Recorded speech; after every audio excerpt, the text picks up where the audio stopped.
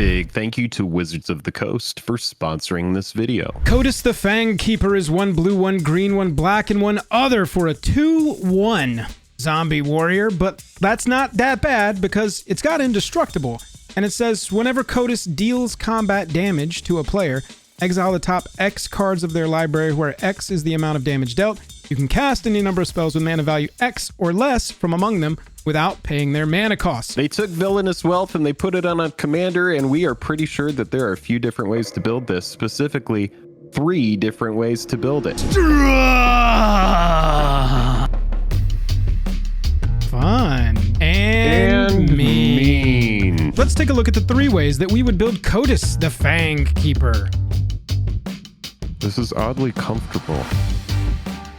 So many thanks to our Patreon supporters. Your support keeps Jake and Joel Magic going, helping us create in-depth content and work on exciting new projects. If you want to join and get exclusive perks, early access, and a say in future videos, go check out our Patreon and get involved with our community on a deeper level. Essentially, they took Villainous Wealth and they put it on a commander. So if you want to take a look at this card, X, a black, a green, and a blue for sorcery, target opponent exiles the top X cards of their library. You may cast any number of non-land cards with converted mana cost X or less from among them without paying their mana cost.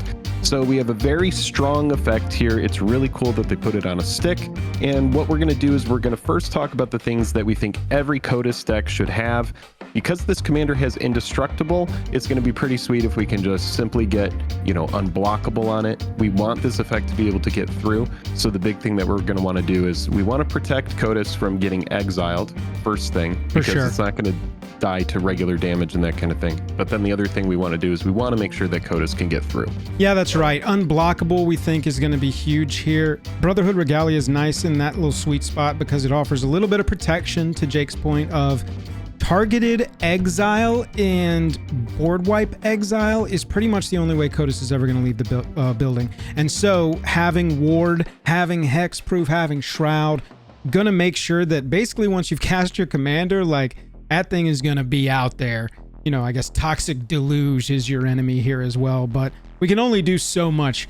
And Indestructible is already carrying a lot of weight for us, which is nice here. Other thing we want to do is get that commander to hit hard. Growing its power by any amount is going to help us. You obviously want to do as many big chunks as you can. We'll talk about other huge ways to grow Kotis's power later. But Jake, simply equipping something like Sword of Feast and Famine on here, gonna give us a little bit of protection from blockers potentially. But I love this untap all lands you control and forcing them to discard. Feels very Sultai. And it gives us that exile the top 4 cards, and then all of the spells with mana value 4 or less we can grab out of that pile. Yeah, this is just one of those classic cards. It's been here for a while, and putting it on Kotis is going to be a big thing. I think if you want to run any of your other favorite pet swords, this could be a good spot to do it as well. Yep. So yeah, definitely a good consideration here. Yeah, I think that toward your point, Jake, protection, hexproof also has to be put in here. Depending on how you build it, strong, fun, or mean, you'll want to lean your protections toward that. If you're, leaning more toward like a Voltron equipment thing, like we're going to show you, you'll want to look at equipment. If you're looking more at maybe a spell casting sort of take on it, you'll want some more of the Tamio safekeeping cards like that. But, Silver Shroud costume, again, kind of pulling double duty here. Flash Shroud, Jake, and then can't be blocked. Pretty huge. Yeah, I love that at instant speed we can flash this in and we are able to attach it on another player's turn in response to any kind of removal. This is what we were just kind of talking about, being able to protect Kotis, right? That kind of thing. And then later on, you're able to just swing and crack in. It's already attached. So you're saving mana by doing things on another player's turn, which is always good. Yeah, exactly. And you'll see cards like Whispersoul Cloak that are basically redundancy on this effect. You just want to be careful with this kind of card because if you're not familiar, Shroud blocks your targeting as well. And so if you are playing some sort of protection, equipment, something like that, if Whispersoul Cloak's already on it, can be a little clunky, but it is right down the line of what we want to do. We want to get our commander through, and we want to protect it from the couple of things that could kill it. That's right. This is the classic Lightning Greaves conundrum, right? Where if you only have one creature to put Lightning Greaves on, it kind of gets annoying. Right. So you need another creature to be like, all right, and I move it over here so that I could put something else on Kotis, and then I'll move it back, that kind of thing. That's why we've seen Hexproof kind of take over in recent years. But it doesn't make this card any less powerful. It's still a really good classic commander card. Definitely a boomer commander card for sure. Okay, so we're playing a Sultai attacking deck. It's not a super common archetype, so we want to build around what the colors allow us to build around. And Jake, with an attacking deck, it might be a strong choice to go in the you can't attack me route. If we're going to constantly be coming in, our commander doesn't inherently have vigilance, though we'll talk about that. Having some ways to deter the crackback, having multiple ways, maybe even protecting yourself fully, going kind of pillow 40 all together, will allow you to keep getting free spells off your opponent's decks from your commander's Villainous Wealth, and you're just sitting back, can't be attacked, doesn't matter if you're tapped out. So cards like Propaganda are, possibly what we want to run. You can also take this a different route and run things like No Mercy, where it's like, okay, cool, maybe I can't stop you, but you're only going to do it once. Right. So in the strong section here, Propaganda, No Mercy, make it hard for them to attack to where there's some taxes. Make it to where if they do pay their taxes and they do attack, then they're going to have to pay the price for that. We're also going to run other stuff like Fog Bank. These are classic Pillow Fort cards, a blue and one other for Defender Flying, prevent all combat damage that would be dealt to and dealt by this creature. So it's just kind of like this thing that's just like, yeah, you swing into it, nothing really happens. We're going to run redundant effects that also like Guard Gomazoa. This takes us back to when, we first started playing. Like this kind of stuff is going to be, kind of essential if you're going into this direction. You want to be able to swing in with Kotis, and you want to be able to protect, just like Joel said, from the crackback as well. Yeah. So we could even go with stuff like Crawl Space. Yeah, exactly. Limit the options even further. The more of these that we stack on top of each other, the more impossible it gets to attack us. And at a certain point, if you get the right combinations, it might be impossible to attack you. But Jake, we can protect ourselves even further by, like I said, giving Kotis Vigilance. Yeah, equipped creature has Vigilance for 1 on this equipment for 1 cost. Whenever another artifact or creature is put into a graveyard from the battlefield, put a 1/1 counter on equipped creature. So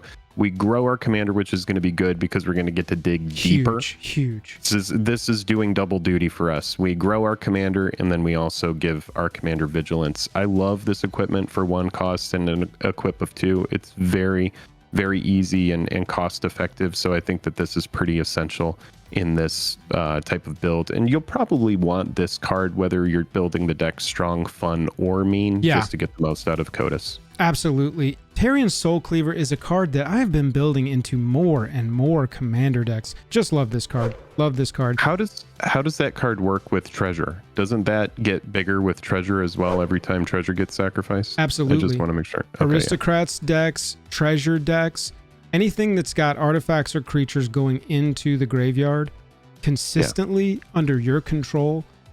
Decks like Prosh that essentially sacrifices all 6 tokens immediately sometimes.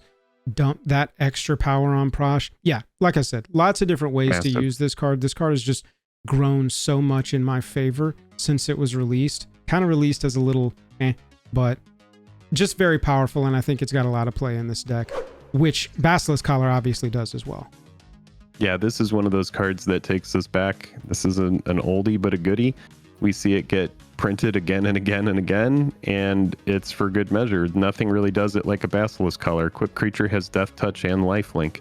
Death Touch on Indestructible, pretty good. Oh, baby. Death Touch on First Strike is the best. Yes. So, I mean, if we could get First Strike on Kotis as well, that's always going to be good, especially if you have a Basilisk Collar. But simply having Indestructible on Kotis, giving it Death Touch as well, turns it into a fantastic blocker, especially if we have Soul Cleaver on it. It has Vigilance, so it can swing in. Yeah. It can also protect really well. If all else fails, Jake, they've destroyed all enchantments. They've destroyed all creatures, and they're like, I've got 80 goblins coming right at your beehole. It's time. Enjoy. You know what we do? Sorry, dude. The 3-mana free spell that nobody plays just cracked you across the forehead. Yeah, and there's a lot of really great fog effects. One of my favorite ones is Constant Mists, because you can You can buy it back. So if you are playing Crucible type effects, you're not going to care that much when you're sacrificing that land. So there's a lot of really good fog effects. You could just run the classic fog. You're in these colors, so you could even run darkness if you want, just to get that black fog in the deck. You can have your fog bank in blue. You can have your darkness in black. You can have all your classic fog effects in green. There's so much fog that exists in Magic the Gathering in these colors. And so that's why for this strong section, we focus specifically on Pillow Fort, fog effects, and making sure that Kotis can swing comfortably.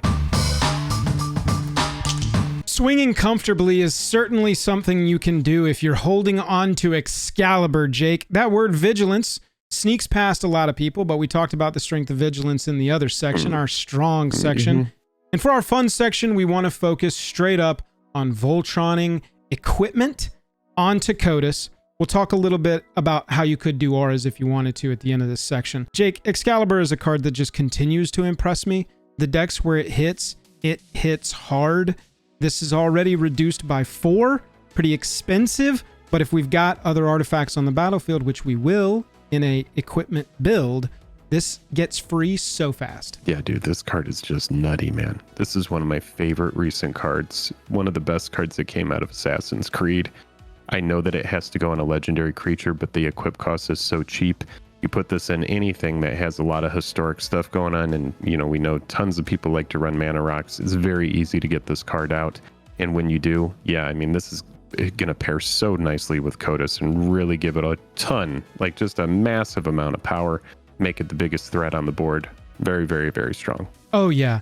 And to Jake's point, playing a lot of mana rocks, this is a green deck, but if you're going to lean this toward artifact equipment strategy, that is what you want to do. You want your ramp to be on the mana rocks instead of green traditional ramp necessarily, because you're going to get more synergies with cards like this. This card is perfect for this commander. However, you do need a little support, a little historic support to make this not a 8-cost equipment, essentially. And so having it inside an artifact shell is pretty necessary, and why we have it in this section. Because otherwise, it's growing the power. We don't really super care about growing the toughness. We want to dodge -X stuff, but like that's not a ton of the meta of removal and board wipe. It's just a few things. So if it happens, it happens. But growing his powers, perfect. And vigilance, again, perfect. Just wouldn't automatically run this in every version simply because you need some other artifact synergies in there. Mystic Forge is a great card as well, in line with this artifact synergy. Just this is going to mitigate your Excalibur by 4 just simply by playing this. But you may look at the top card of your library anytime. We love this effect. And you can cast artifact spells and colorless spells from the top of your library. And it also has this really neat little effect where you could pay 1 life and exile the top card of your library. If it's something like you don't need it, you look at the top, you're like, oh, this is late game, I don't need that basic forest. Let's just go ahead and pay a life and exile that before we get to the draw step. And it's just a very classic card for any deck that wants a lot of artifacts. Yeah, for sure. These are the sort of support pieces that you're going to want to run to give you advantage in a deck where your entire synergy is being built around artifacts and equipment and stuff like that. Same with a card like Sculpting Steel. Enters as a copy of any artifact on the battlefield. Got to be non-legendary, obviously. There's no clause in here for it not being a legendary rule, violation. But having it copy any non-legendary artifact on the battlefield, even not your own, even your opponent's, really huge in synergies like this. And, Jake, I think that brings us to what is probably one of the best power growers in the entire game for this commander, and that's Blackblade Reforged. Yeah, just it gets better and better and better as the game goes on. The more lands you get, the stronger your creature gets. You can equip it to something that isn't legendary, though that cost is quite hefty. Sure. This is something that you want to put on Kotis. So for 2, you're getting equipped creature gets +1/+1 for each land you control. That's not non-basic land, that is any land. And you can equip a legendary creature for the low cost of 3.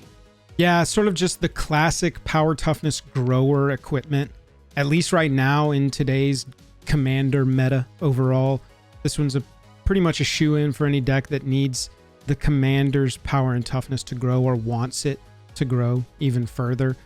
I've got an interesting one, Jake, for the list, and that's Power Fist.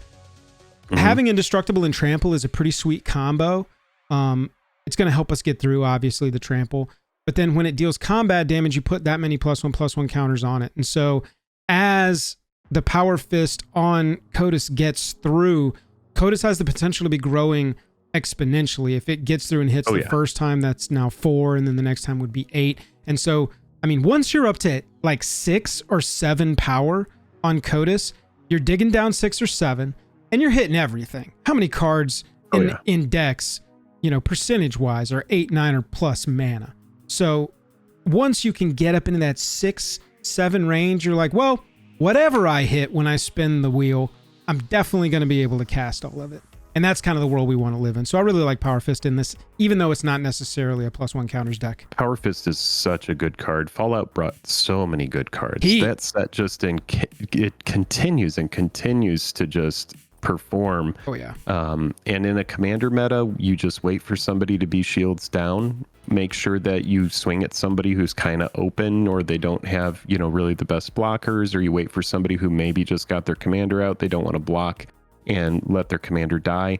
There's always that person at the table a lot of the time when you're playing a game of commander that kind of has like favorable conditions to swing into, and so that's what you kind of want to wait for. And especially if you have an Excalibur, or if you have a Black Blade on your commander, and then you put this on, forget about it, dude, because then it's just like, okay, they crack in, and now all of a sudden Kotis is a freaking, you know, 16/16 out of nowhere, and they just really have to deal with it. That's the last thing I wanted to point out about this card, is that I like it because it scales up with the game nicely early on. If you can get it on the battlefield and get it equipped, we can start growing the power early. And those are counters, and it's indestructible. You know what I'm saying? Like, that is, you can start putting this on other creatures once we got it up to an acceptable power, where it's like, we don't need any extra power. We just like the trample at this point. But to your point, late game, if it's already got Excalibur on it, that's +10 of whatever. Let's just say it was a 12. Let's say that's all it was holding. Play this, equip it. You've certainly got enough mana, 4 mana to play and equip in the same turn. And yeah, you're off to the races at that point. You're going for game wins at that point, because you're going to be over 20 power very quickly. Which is where you want to be with the Voltron, is be able to one-shot that last person once everybody else is taken care of. So yes, Power Fist, very strong. Let's go more humble, Jake. How about we just very plainly say, can't be blocked this turn, and we'll get a little residual if we need to untap another artifact. Yeah, it's kind of like that Mystic Forge we were talking about. You can use that little niche ability one and tap to untap target artifact. Maybe you exiled a card from the top, and then you realize, oh, wait, this next card also sucks. I'll use my Manifold Key to untap my Mystic Forge, and then we'll exile another card. But for the synergy that goes with Kotis here, target creature can't be blocked this turn. This is very strong. And I think that it's, you know, pretty classic. You know, Manifold Key is going to work with any of your mana rocks as well. You know, something like a Thran Dynamo, you're really, really loving that. Or simply being able to use your Soul Ring twice. That's kind of cool too. Absolutely. It's on the list because we wanted to represent more of the artifact synergy. This ability, 3, target creature can't be blocked this turn. Rogue's Passage. There's like, no, Emergent Zone is Flash. There's some other lands that are like power 2 or less, you know, power 3 or less. There are lots of redundant ways for creatures to not be blocked. We want to show this one so it works with your Excalibur synergies. It works with any of your Affinity synergies, crawling toward that total number of artifacts. A lot of the cards that live in this realm all play with that. Now, Jake, we talked about auras as a potential way to go here as well. You've got green in your colors, and so you have a good base for an enchantment-based strategy. You can take it that way instead of artifacts if you want. That would be more represented on cards like Aqueous Form, which just can't be blocked. And then cards, you know, like Kaya's Ghost Form, that if it does end up leaving somehow, we're going to be able to get that back. Yeah, cards like this are really good on a commander that has Indestructible. You get a lot of auras going on a creature that doesn't have Indestructible, and it kind of gets into that realm of being, I've put too many eggs into one basket. Right. And then if your commander gets aced, all of your, if it's not wearing Totem Armor, for example, which doesn't really do well in here because the commander has Indestructible. Yeah. It's the ghost form stuff, and that's kind of weird. I get that's a good thing for them to look out for when you're building this. Is like Totem Auras, it doesn't ever die because it is technically indestructible unless it gets -X to -X, and so it's like that stuff loses a lot of potency. But something like Ghost Form, because it specifically says dies or is put into exile, we know that if it gets swordsed or pathed or something, it's going to come back. So yeah, because of indestructible, we feel safer putting auras on our commander. Yeah, absolutely. A big thing that people run into with this strategy is the commander getting owned over and over again. And we do have indestructible built in. We don't have to worry about that nearly as much as the average Voltron player would. But having other creatures that are in our color identity, obviously, and provide some redundancy, combat damage triggers, stuff like that, creatures that specifically want to get through. We're already concentrating on that. You might as well run some backup creatures that can hold a Excalibur Sword of Eden. For example, how about a 10-3 first striking, death touching, vigilant Glissa Sunslayer? Welcome to my hell. Yeah, I like this card even without any equipment on it. First strike death touch is something that has been amazing forever. It's like the absolute classic best combo of abilities. Oh, yeah. If you can get something with first strike death touch, it just kills everything it blocks before the combat damage gets through. You know, this could block a 10-10 and it's just like, all right, see you later. Oopsie. And it's just still there on the battlefield. But yeah, whenever it's able to deal combat damage to a player, you get to choose one. So you're either drawing cards, you're destroying target enchantments, you're removing counters from a target permanent. All very strong abilities that offer good versatility. Yeah, just have some redundancy on things to hold your swords. That's basically what a Voltron deck comes down to. Sometimes you want to make tokens. Sometimes you want to run other creatures that play with your synergies. If you've got maybe a legendary sub-theme going because of your Excalibur Sword of Eden, maybe, you know, more legendaries like Glissa would be your choice for those redundancies. And then, Jake, not only redundancies on the creatures so that they can hold the swords, but redundancies on the effect. We already showed you Villainous Wealth. You can run that in this deck and have a secondary, like have a sorcery version of your commander. This is an artifact equipment version of your commander with Key to the Vault, a blue 1/1. Whenever equipped creature deals combat damage to a player, it's got an equip of 3. Look at that many cards from the top of your library. You can exile a non-land card from among them, and you can put the rest on the bottom in a random order. You can cast the exile card without paying its mana cost. And so you get to sort of like Villainous Wealth backwards yourself because it got through and dealt combat damage, which is all we're trying to do in the first place. I just love the redundancy on the effect on stuff like this. I'm so happy that this card is getting some love. This card is so freaking cracked, and people were so low on it when it came out. It's amazing. I love Key to the Vault. Now it's time to crank it up to 11, and we're going to be real mean. Yeah, do you want to sit down at the table, tell them what your strategy is, and be the target before you even shuffle up and draw? Here you go, baby. That's right. That's right. So the first thing we're going to look at, again, because our commander is indestructible, let's put a grafted exoskeleton on it. I think you know where we're going with this, folks. Yeah. You can leave it in the comments. We're going with Infect. So for 4, equipped creature gets +2/+2 and has Infect. As a reminder, it deals damage to creatures in the form of -1/-1 counters, into players in the form of poison counters. And as a reminder, again, you only need 10 poison counters in commander in order to kill somebody. Whenever grafted exoskeleton becomes unattached from a permanent, sacrifice that permanent. So for 4, we get this on the board, and for 2, we can equip. It's going to pump Kotis, which we like, and it's also going to put us in the driver's seat of, you know, let's start infecting people. Yeah, absolutely. We're going to immediately put everybody on notice as soon as we can get some infect going, and we want to get it going early, Jake. So we want to have these sort of like small redundant creatures on the ability.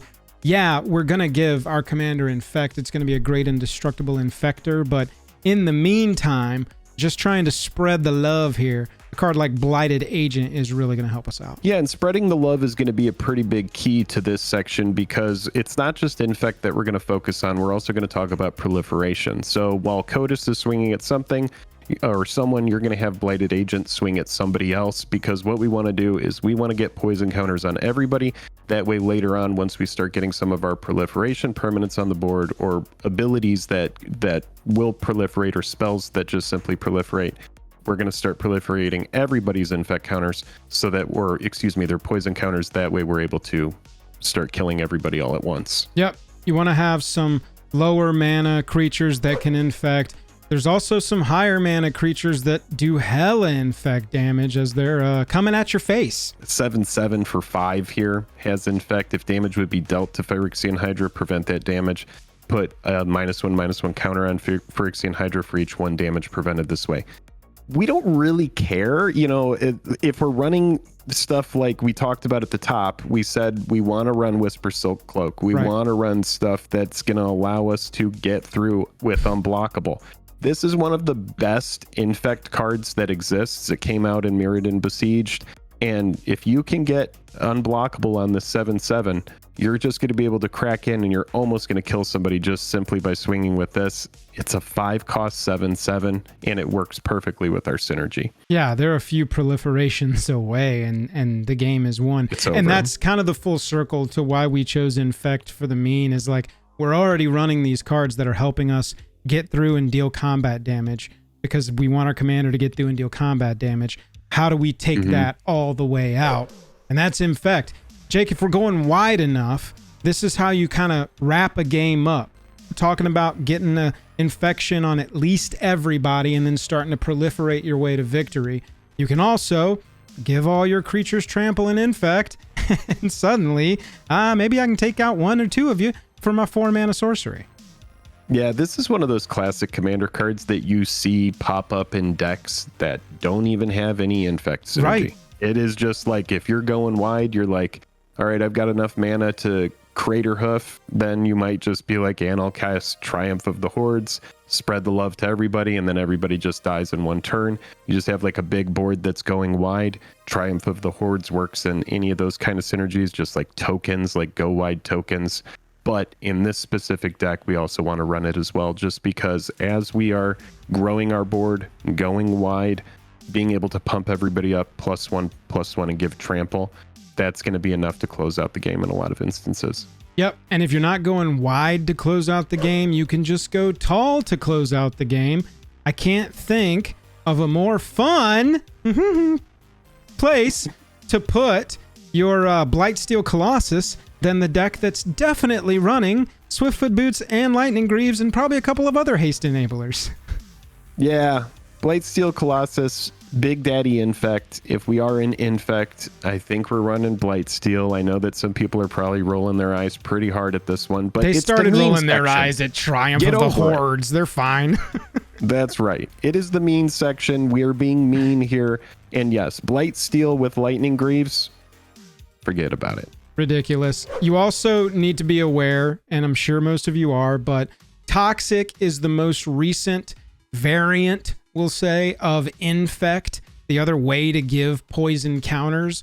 And so when you're exploring the cards that you want to run and what you think will have the best synergies with, your A and your B and your C plans here, your strategies overall, whatever archetypes you're leaning into and mastering and minoring for this deck, search up Toxic as well as Infect when you're doing your exploration, because you don't want to miss Tyrannax Rex. It's a 7-mana 8/8, but it can't be countered. It has haste, trample, and ward 4, I guess. That's okay. Practically hexproof. Yeah, I mean, yeesh. 5 mana Swords to Plowshares, got it. And when it connects, it gives 4 poison counters on top of the damage that it dealt. So quite a threat there with Toxic. Quite a threat indeed. And so when we were just talking about Triumph of the Hordes, so for example, when this card connects, you get that player gets 4 poison counters. If you have this on the battlefield and then you cast Triumph of the Hordes, it's going to connect and deal 9 poison. So, we're in green. We already know that we're going to be ramping. We're going to be able to get to this no problem. Tyrannax Rex. Oh, dude, really cool. Tyrannax Rex with Triumph of the Hordes, card. I think that's what you're saying, is it would give 9 poison counters, then the Toxic trigger would happen. It would get 4 more and you're dead. Yeah, someone's just dead. So for anybody wondering, why did they make Toxic instead of just more Infect? Well, the thing is I think they saw that Infect was kind of like, wow, this is very powerful. Yeah. We saw modern decks pop up that were Infect. We've seen, a lot of people complain about how strong Infect is in Commander already. So they were like, okay, with Toxic, we're going to make it to where, this creature connects, it deals that 8 damage, but we're going to rein in how many poison counters that player actually gets. So instead of this connecting for 8 and dealing 8 poison, it's going to connect for 8, deal 8 regular damage, and then 4 additional poison counters. So it's just like Wizards of the Coast, kind of like correcting how strong Infect was. Sure. That's crazy, though. I don't play Infect in Commander, never have. And so I've never really acknowledged the power of putting like a grafted exoskeleton on a toxic creature in an infect deck. I got to look that up, but the way I'm reading it is that you've suddenly got infect and toxic. And so you're dealing the combat damage still. And a shout out to Venomous Brutalizer as well, which is going to do kind of the same thing as Tyrannix Rex. Yeah, having redundancy on those types of things, having all the power hitters in there, what you want. And Jake, this is the power hitter of the proliferation strategy. We talked about proliferation as your end game here, if you are the Avengers trying to infect everybody. And getting everybody up to that 8-9 range, having somebody left that you can't quite get combat damage through on anymore, that tends to be the problem of these types of decks. And the answer is proliferate, because it's choose any number of permanents and or players, with counters on them. Yeah, once it's on the battlefield, it's massive just to be able to proliferate again. And what's really cool about this card is it comes in and, you put a -1/-1 counter on each creature target player controls. So as you're proliferating poison counters, you're also shrinking their board and eventually killing those creatures with the -1/-1 counters that come with Contagion Engine. So there's a reason this card has been spicy ever since it came out. Lots of different angles too, Jake, that you can come at the deck with Proliferate. Yeah, Flux Channeler, for example, is really good for 2 and a blue. You get a 2/2, and whenever you cast a non-creature spell, Proliferate. So as you, like we said, you get through with that Blighted Agent, boom, we hit you for 1. Kotis gets through with the grafted exoskeleton. That player now has 4 counters. Once you get another poison counter on that last player, you just play your Flux Channeler, and you're like, okay, I cast a Soul Ring. Okay, I cast my Arcane Signet. Okay, as I cast Cultivate, Kadama's Reach, these kind of cards, we're just going to be like, all right, and proliferate again, and proliferate again. This card right here becomes an absolute freaking lightning rod, because it's going to end up closing out the game by itself, just as you do, non-creature spells. Just a massive card in a deck like this. Worth noting that with Kotis' ability, when you've exiled the top X cards where X is the amount of damage dealt, you can cast any number of spells with mana value X or less from among them. So that's going to trigger Flux Channeler when you're casting their non-creature spells, which is relevant to the commander and is nice. And then, Jake, if we're in green and we're playing things with counters, Evolution Sage has become sort of a mainstay of this archetype. Yeah, exactly. It's just like Flux Channeler, except instead of non-creature spells, it's landfall. So it's just the best way to get the most out of your lands. Once you get those poison counters on your opponents, then you're able to just easily close out the game. There's a reason why Infect is mean, because in Commander it kind of gets around the whole point of making the life total 40. It's not like a normal game of Magic where your life total's 20, but the rules did not change for it. So as we get more Infect effects, toxic effects, cards like this get better and better. Absolutely, they do.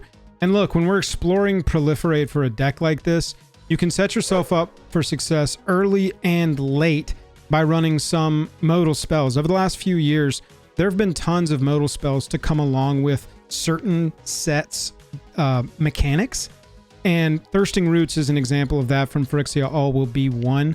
Obviously, Infect, Proliferate was a theme of the mechanics in that set.